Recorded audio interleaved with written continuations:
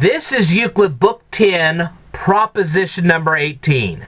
And there is only one thing I'm going to illustrate in this entire proof, and then I'm going to leave the rest of it up to you. And here's the reason why. Does this look familiar to you? I used this exact same illustration back in Euclid Book 10, proposition number 17. So basically, the proof of Euclid Book 10, proposition number 18 is going to be virtually identical to the proof of Euclid Book 10, proposition number 17. So if you follow along with the other proof, this one won't be too hard. And you can draw out these illustrations for yourself if you'd like. Alright, let me read this to you. If there be two unequal straight lines, and to the greater there be applied a parallelogram equal to the fourth part of the square on the less, and deficient by a square figure, and if it divide it into parts which are incommensurable. What is incommensurable? You could have the numbers 8 and 9. Okay? There are numbers that divide 8. There are numbers that divide 9. But there is no number that divides both 8 and 9. Now, I know the first thing you're going to say, well, gee, 1 divides 8 and 9. That's true, unless, of course, you're going by Euclid. Euclid considered 1 a unit, so he dismissed that as a number. According to Euclid, 1 was not a number. So if you dismiss 1 as a number, there is no number that will measure both 8 and 9. That's what we're talking about. Let me read this to you again. If there be two unequal straight lines, and to the greater there be applied a parallelogram equal to the fourth part of the square on the less, and deficient by a square figure, and if it divide it into parts which are incommensurable, the square on the greater will be greater than the square on the less by the square on a straight line incommensurable with the greater. If that doesn't have you confused so far, I don't know what does. Let's go on. And if the square on the greater be greater than the square on the less by the square on a straight line incommensurable with the greater, and if there be applied to the greater a parallelogram equal to the fourth part of the square on the less, and deficient by a square figure, it divides it into parts which are incommensurable. Okay. Let A, B, and C be two unequal straight lines, of which BC is the greater. Okay. And to BC let there be applied a parallelogram equal to the fourth part of the square on the less, A. What does that mean? Well, we kind of explained that in my last video, but we're going to go ahead and explain it a little bit better this time, okay? Now, what we have done here is we have said that we have a parallelogram. In this case, it's going to be a rectangle. Two sides of this is going to be the length of BD. BD here, BD here. Okay, here's the length of BD, and these are the lengths of BD. Now, two sides are going to be the length of DC. There's DC there, there's DC there, there's DC right there. Okay, now we're going to take the length of A. See, there's the length of A, and we're going to draw it on four sides. This is the length of A, so is this, so is this, so is this. Now we're going to divide A into four equal parts. The area inside of A is now being divided into four equal parts. 1, 2, 3, and 4. Okay? So this is 1/4 of the area of A, this is 1/4 of the area of A, this is 1/4 of the area of A, and this is 1/4 of the area of A. Okay. Now then, we're saying that the area inside of this is exactly the same amount as the area inside of this little square. That's what we're saying. Alright. So that's not too hard to figure out. So let me read the statement again, and now with that you should be able to figure this out. And to BC let there be applied a parallelogram equal to the fourth part of the square on the less A, and deficient by a square figure. Let this be the rectangle BD and DC.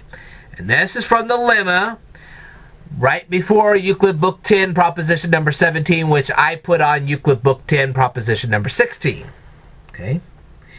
And let BD be incommensurable in length with DC. Okay?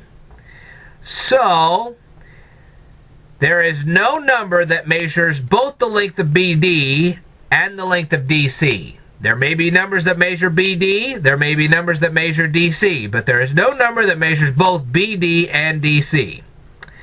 I say that the square on BC is greater than the square on A by the square on a straight line incommensurable with BC.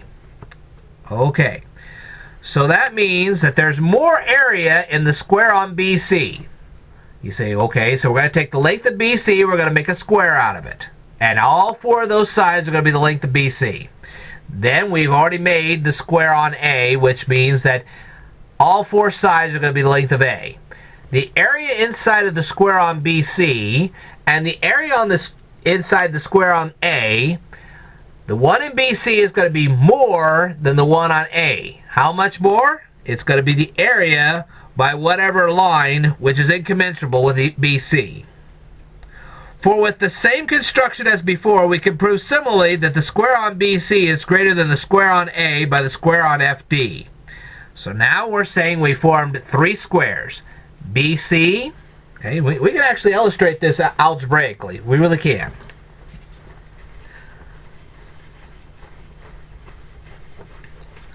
Let's just do it algebraically. Okay.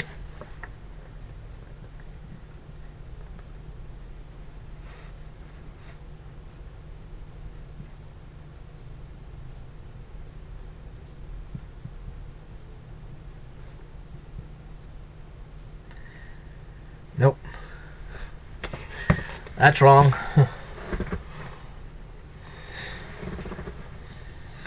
Let's do it right.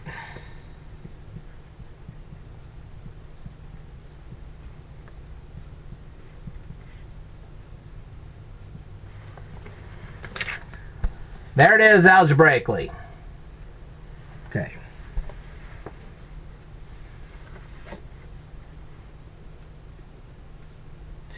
For with the same construction as before, okay, we already did that part. It is to be proved that BC is incommensurable with the length on DF, which we're going to do in a little bit. Since BD is incommensurable in length with DC, therefore BC is also incommensurable with the length of CD. So there is no number that measures both BD and CD. Okay? There are numbers that will measure BD, there are numbers that will measure CD, but there is no number that will measure them both, according to Euclid.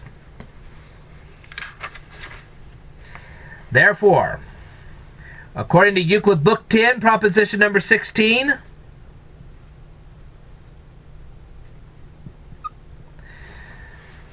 there is no number that will measure both BC and CD. Take a look at that for yourself. There are numbers that will measure BC, there are numbers that will measure CD, but there's no number that will measure them both.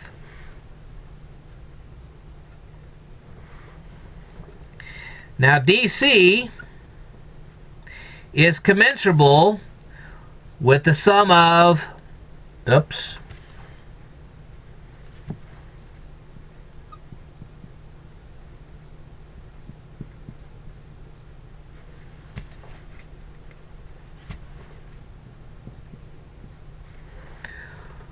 okay. Whoops. Let's try that one more time.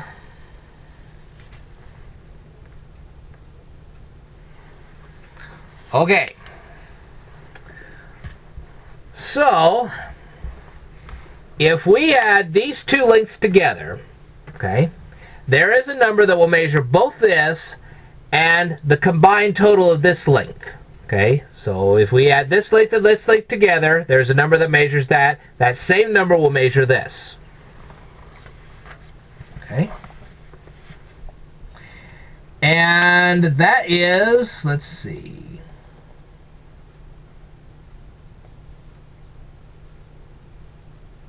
That is by Euclid Book 10, proposition number 6. Therefore, BC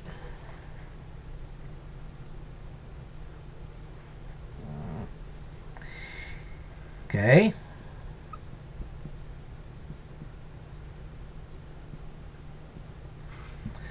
so now we can say there are numbers that will measure this, And now if you take this and you add these two terms together, okay, there is a line there, okay, this would actually form a line, and that line could be measured by something, this line can be measured by something, but whatever number measures this line will not be able to measure that line. That's what he's saying. And this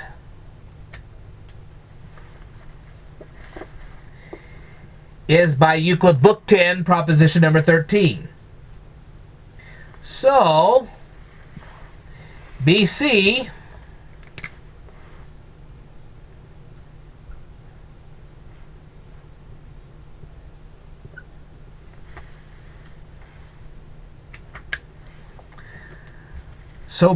is incommensurable in length with FD. That means that there's some number that will measure this, some number that will measure this, but there's no number that will measure them both.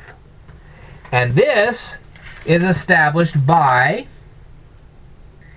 Euclid Book 10, proposition number 16. So far, so good.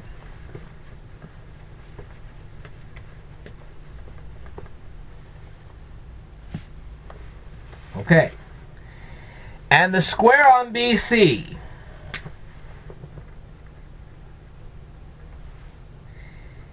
is greater than the square on A. Okay.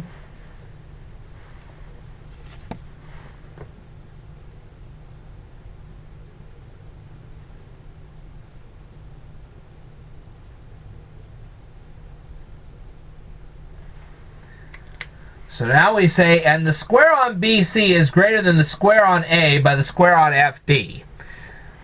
So, A squared plus FD squared equals BC squared. Okay? So, BC is greater, the square on BC is greater than the square on A, and that's because BC squared equals A squared plus FD squared. That's what we're saying. Okay.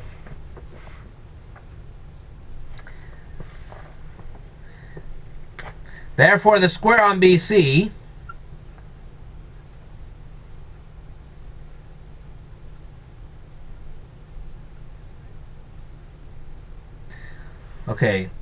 Therefore, the square on BC is greater than the square on A by the square on a straight line incommensurable with BC. Okay. We already know that BC is incommensurable with FD. Okay. So now we can say that the square on BC is greater than the square on A by the square on FD. That's what we can say. Again, let the square on BC be greater than the square on A by the square on a straight line incommensurable with BC, which happens to be FD. And let there be applied to BC a parallelogram equal to the fourth part of the square on A and deficient by a square figure. Let this be the rectangle BD in DC, which we already showed at the beginning of this proof. It is to be proved that BD is incommensurable in length with DC. For with the same construction, we can prove similarly that the square on BC is greater than the square on A by the square on FD. Ta-da! Okay.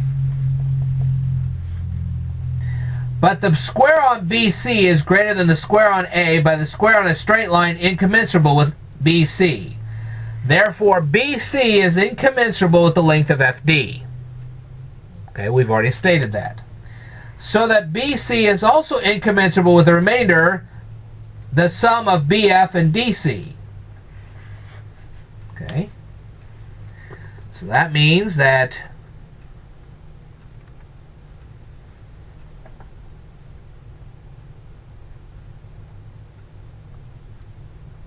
oops.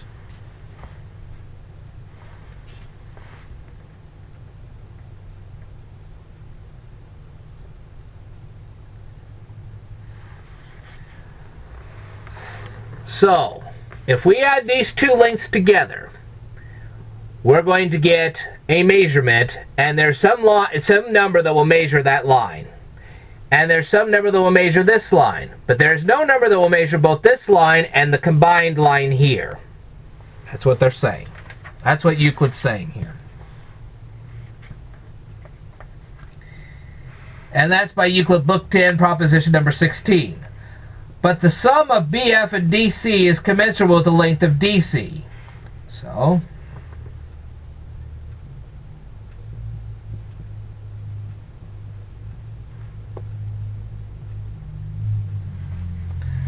So that means that if we add these two lengths together, there's a number that measures it. That same number will also measure this.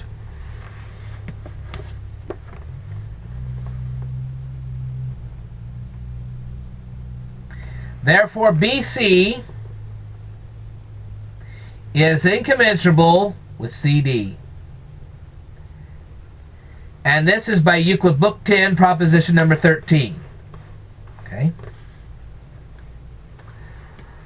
So this was by Euclid Book 10, proposition number 6, this one right here, okay, we just explained. And this one here is by Euclid Book 10, proposition number 13. So that separando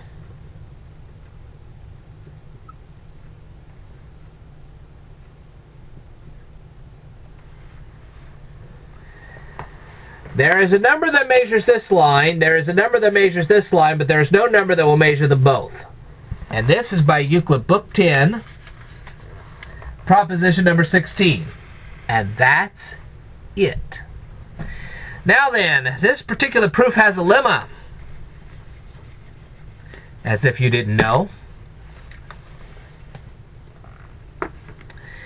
Since it has been proved that straight lines commensurable in length are always commensurable in square also, while those commensurable in square are not always commensurable in length also, which we just proved, but can of course be either commensurable or incommensurable in length, it is manifest that if any straight line be commensurable in length with a given rational straight line, it is called rational and commensurable with the other not only in length but in square also. Since the straight lines commensurable in length are always commensurable in square also. But if any straight line be commensurable in square with a given rational straight line, then if it is also commensurable in length with it, it is called in this case also a rational and commensurable with it both in length and in square. But again, any straight line be commensurable in square with a given rational straight line be incommensurable in length with it, it is called in this case also rational but commensurable in square only. So what he's trying to do is he's trying to define rational lines. And that's his definition. And if you want to go through that step by step, you can. It's not really all that big of a deal. We'll probably end up explaining it in the next proof. I will tell you more in a future video, so stay tuned.